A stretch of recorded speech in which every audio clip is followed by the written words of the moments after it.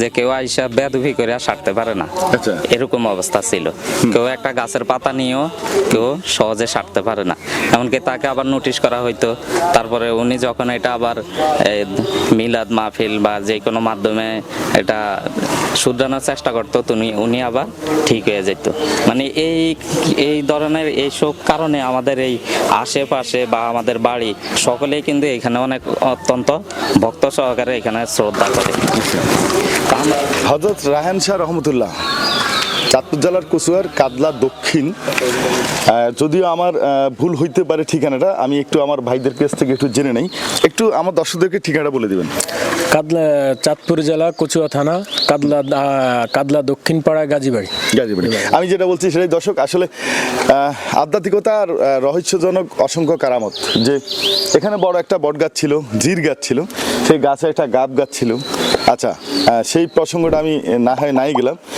এই মাজারটার পাশে একটা বেড়া ছিল, মানে ওনারাই বেড়াটা দিচ্ছে, দেওয়ার পরে আবার আরেকজন কি করছে, নিজেরা বেড়া নিজেরা, ঠিক আছে, একটু তো অন্য কাছে লাগাইতেই পারি, এটা স্বাভাবিক কথা। তো ওখান থেকে একটা বাঁশের কাঠি, বাঁশের একটা অংশ উনি নিয়ে এক ভদ্রলোক ছাগলের খুঁটি করছে। যে ছাগল হয়তো অনেকেই বুঝবেন না আমার কথা, অনেক চিনবেন না, আঞ্চলিক ভাষা আসলে খুঁটি মানে ছাগলকে রশি দিয়ে যে বেঁধে রাখে খুঁটি করে, সেই খুঁটি। যেদিন খুঁটি দিল সেদিনেই সেই লোক অত্যন্ত অসুস্থ হয়ে গেল, জ্বর হয়ে গেল। তো জ্বর হওয়ার কারণে উনি বুঝতে পারলো যে কোথায় একটা ভুল হয়েছে। তো পরে উনি কি করলো, সেই খুঁটিটা খুলে এনে মাজারে রেখে দিয়েছে এবং মিলাদ পড়াইছে। আচ্ছা, আমি এই প্রসঙ্গটা না হয় পরেই আবার আসবো। বাংলাদেশ, এই শহীদ গাজীর বাংলাদেশ, রহম করুন আল্লাহ। ভাই, আমরা এখন আছি কাদলা গ্রামে। পীর আউলিয়াদের জীবনী আধ্যাত্মিকতা খুঁজতে গিয়ে গ্রাম থেকে গ্রামে, আবার অনেক সময় কি হয় জানেন, গ্রামে যাওয়ার পরেও আরেকটা ভিন্ন গ্রামে আমি প্রবেশ করি, আমাকে যেতে হয় ভয় ভীতি সব বাদ দিয়ে। তেমনি এক পরিবেশের মধ্যে যাচ্ছি আজকে। মানে আমরা তো গ্রামের ভিতর থেকে আবার এমন জায়গায় যাচ্ছি, মানে বললাম, হ্যাঁ, এক দেশ থেকে মনে হচ্ছে অন্য দেশে প্রবেশ করতেছি, বর্ডার ক্রস করতেছি। একদিকে ভয়, আরেকদিকে রায়হান ফকিরের আধ্যাত্মিকতা, এলাকার মানুষের কাছ থেকে শোনার আগ্রহ। কোথায় রে ভাই? কিরে, আমাদের কি কোনো হাইজেক টাইজেক করবি না এবার? কোনো রিস্ক নাই তো না? বাইন্দা রাখবি না তো?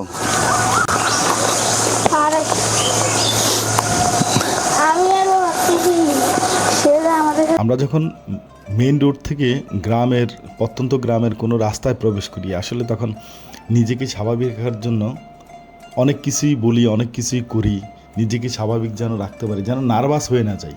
কারণ আমার উদ্দেশ্য থাকে পীর আউলিয়ার জীবনী খুঁজে বের করা। চিনবে তারা তো কেউ আর জীবিত নেই, বুঝে নাই? যারা আছে এটা তো চিনবে না, এটা কি চিনবে? ওখানে একজন মুরব্বীকে দেখা গেছে, দেখি উনি তো আবার উঁচু করতেছে, অপেক্ষা করতে হবে ওনার সাথে কথা বলার জন্য। আচ্ছা ভাই, কেউ আছে নাকি একটু বলবেন? ওকে। আর দর্শক, আসলে এই বাড়ির লোকজন দিন দিন ডেভেলপ হচ্ছে। হ্যাঁ, আপনি বলতে পারেন যে এখন সারা বাংলাদেশের মানুষ ডেভেলপ হচ্ছে না। ওনাদের মনের একটা অনুভূতির ব্যাপার আছে, ওনাদের মনের একটা ব্যাপার আছে, ওনাদের বুঝার একটা ব্যাপার আছে, যে ব্যাপারটা ওনারা নিজেরাই বুঝতেছেন যে হযরত রায়হান রহমতুল্লাহ ওনার এখানে মাজার থাকার কারণে ওনার উছিলায় আল্লাহ পাক ওনাদেরকে অডাল কিছু দিচ্ছেন। আর দর্শক, আমি সেই প্রসঙ্গটা আবারও রেখে দিলাম। আমি এবার এখানকার যে এই দরবারের সাথে জড়িত আছেন এই দুই ভাইজনের সাথে একটু সংক্ষেপে কথা হলো। আচ্ছা, আমি প্রথমে আপনার কাছে যাই। রায়হান শাহ রহমতুল্লাহ সম্পর্কে আপনি কি জানেন? আসসালামু আলাইকুম। রায়হান শাহ সম্পর্কে মানে আমরা তো অনেক ছোট, যেমন আমরা আমাদের পূর্বপুরুষ বা আমরা দাদাদের কাছ থেকে যেরকম শুনছি, মানে ওনাদের কাছ থেকে যেরকম শুনছি ওইরকম কিছু এখন এখানে নাই। ওই পরিবেশটা মানে এখানে এরকম ছিল যে কেউ আইসা বেদবি করে সারতে পারে না, আচ্ছা। এরকম অবস্থা ছিল। কেউ একটা গাছের পাতা নিয়েও কেউ সহজে সারতে পারে না, এমনকি তাকে আবার নোটিশ করা হইতো। তারপরে উনি যখন এটা আবার মিলাদ মাহফিল বা যে কোনো মাধ্যমে এটা শুধরানোর চেষ্টা করতো, উনি আবার ঠিক হয়ে যেত।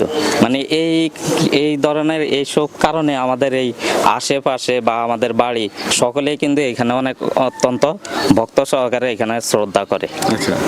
তো আমরা ছোট মানুষ, আমরা আসলে তেমন কিছু জানি না। আমরা শুনে শুনে যেতটুকু জানছি এতটুকুর উপরে আমরা বিশ্বাস করি, এবং আমরা এটা বিশ্বাস করি এবং আমাদের এলাকার আশেপাশে যারা আছে সকলেই এটা বিশ্বাস করে যে উনি একজন সত্যিকারের আল্লাহর ওলি, এটা মনে করেই। আর এই মাজারের সাথে যারা সংশ্লিষ্ট, যারা সংযুক্ত থাকে, তারা দিন দিন মানে আপনার ডেভেলপ হইতেই থাকে। যেমন আপনি আমাদের বাড়িটা যদি লক্ষ্য করেন, আমরা মনে করি যে আমাদের এই কাদলা দক্ষিণ পাড়ার ভিতরে আমাদের বাড়িতে একদম 100% এডুকেশন লোক। আপনি ইঞ্জিনিয়ার, ডাক্তার, যে কোনো কিছু যেটা খোঁজেন আমাদের বাড়িতে আছে। এমন আমরা সকলে মিলেমিশে আমরা এই মাজারের ক্ষেত্রে আসলে আমরা সকলে এক কাতারে দাঁড়িয়ে যাই। মাশাআল্লাহ, মাশাআল্লাহ। দর্শক, আপনারা তো বুঝতে পারছেন, আসলে আমি কিন্তু আপনাদেরকে এই মাজারের অনেক ঘটনাই, অসংখ্য ঘটনা আছে, অসংখ্য কারামত আছে। তো এই আপনাদেরকে আমি যেই কয়টা ঘটনার বর্ণনা দিলাম সংক্ষেপে, সেই কয়টা ঘটনা কিন্তু মনোরম এক পরিবেশ সামনে রেখে, আর আমার পাশেই হযরত রায়হান রহমতুল্লাহর মাজারের পাশে দাঁড়িয়ে বিদায় নিচ্ছি। ভালো থাকেন, সুস্থ থাকেন, ইমানের সহিত থাকেন। সেই কমন কথাই বলি, যে কথাটা আপনাদেরকে আমি সবসময় বলি, যে আপনার ইমানের দায়িত্ব আপনার ইমানের হেফাজত আপনাকে করতে হবে। দর্শক, যদি সংযত রাখতে পারেন নিজেকে, আপনার জন্য মঙ্গল, অন্যের জন্য মঙ্গল। ইদানিংকালে বা বিভিন্ন পরিবেশে দেখি মানুষের আচরণ, কথাবার্তা, বলার ভাবভঙ্গিটা একটু বেড়ে গেছে। আসলে বলতে পারলেই মনে করেন যে আমি বড় হয়ে গেছি। দর্শক প্লিজ, যারা আমার ভিডিও দেখেন, বলতে পারলেই বড় হয়ে যাবেন না। বলতে পারলেই আপনি নোংরামির দিকে, অভদ্রতামির দিকে আপনার ব্যক্তিত্ব নষ্ট হবে। কারণ যে লোক বলতে পছন্দ করে সে অহংকারী হয়, আর অহংকার পতনের মূল। আজকে এই পর্যন্তই। আসসালামু আলাইকুম।